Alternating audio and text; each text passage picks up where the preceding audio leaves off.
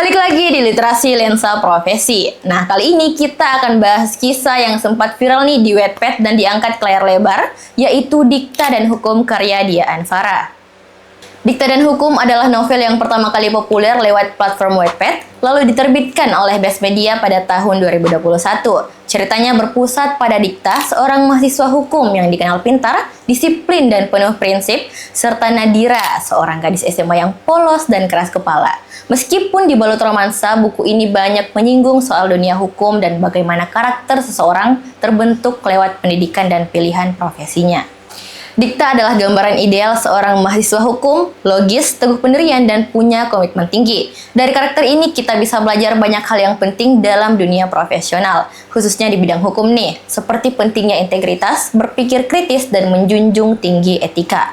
Walaupun setting ceritanya di masa kuliah dan kehidupan pribadi, Dikta dan Hukum memberikan gambaran tentang bagaimana seseorang membentuk nilai-nilai profesional sejak dini.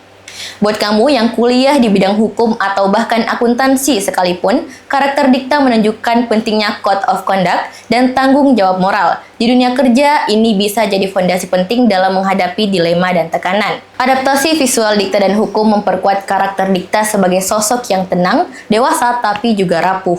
Film ini mengangkat isu-isu keluarga, pendidikan, dan tanggung jawab dengan cara yang emosional. Saat kita melihat karakter Dikta dalam adegan-adegan diskusi sosial hukum, atau saat dia membantu Nadira belajar, di situ kita bisa menangkap sisi profesionalisme yang dibangun dari hal-hal kecil seperti mendengarkan, berpikir jernih, dan sabar untuk menjelaskan.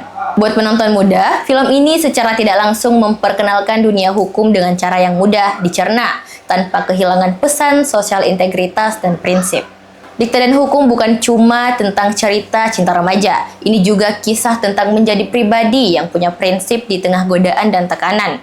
Dari sudut pandang profesi, kita diajak untuk belajar bagaimana membangun karakter dan integritas. Hal yang sangat dibutuhkan dunia kerja apapun jurusannya, karena pada akhirnya karakterlah yang akan menentukan arah kita ke depan. Gimana nih menurut kamu? Apakah karakter seperti Dikta masih relevan di dunia kerja zaman sekarang? Tulis pendapatmu di kolom komentar dan sampai jumpa di video Literasi Lensa Profesi berikutnya.